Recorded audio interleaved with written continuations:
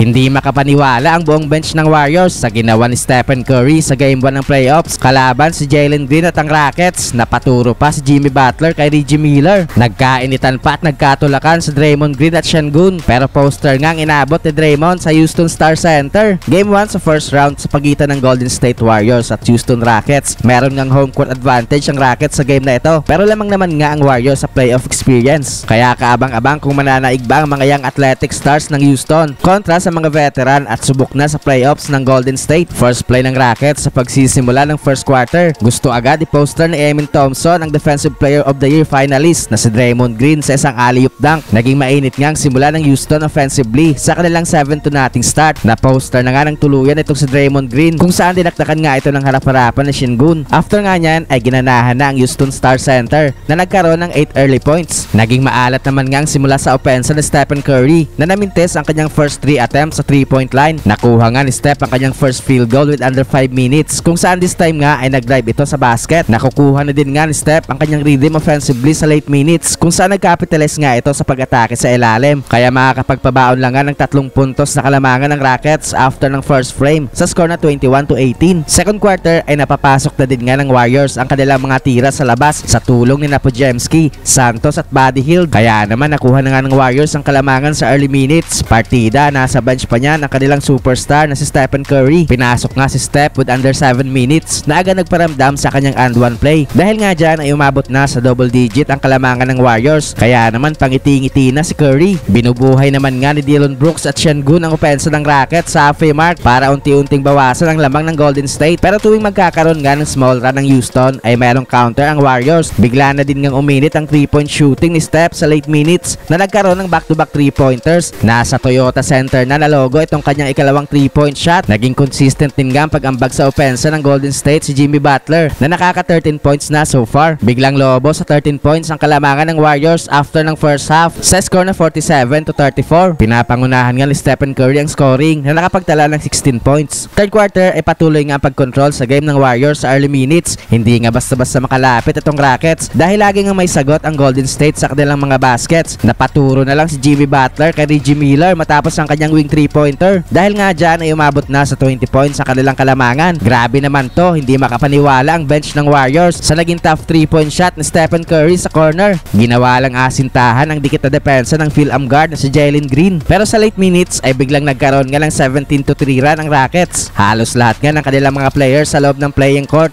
ay merong ambag offensively. Taas pa ng tinalon dito ni Eason sa kanyang block shot kay Butler. Baba nga sa 9 points ang hinahabol ng Houston after ng third frame sa score na 69-60. Fourth quarter ay eto na ulit si Stephen Curry. Pati si Steph ay hindi na din makapaniwala sa kanyang step back 3-point shot. Napapailing na lang nga sa bench ng Warriors si Jimmy Butler. Pero paunti-unti nga pagbawas ng Rockets sa kalamangan ng Warriors sa early minutes. Baba na lang nga sa 3 puntos ang kalamangan ng Warriors with under 7 minutes matapos ang basket na Amen Thompson. Naging pamatay sunog naman nga itong logo 3-pointer ni Stephen Curry. Nagkakainitan na nga itong si Sengun at Draymond Green kung saan nagkakatulakan na nga dyan ang both players. Sa late minutes ay biglang umarangkada nga ang opensa ng Warriors kung saan napapasok na nga ulit nila ang kanilang mga tira sa labas. Kaya naman sa huli nga ay panalo sa game 1 ng Warriors.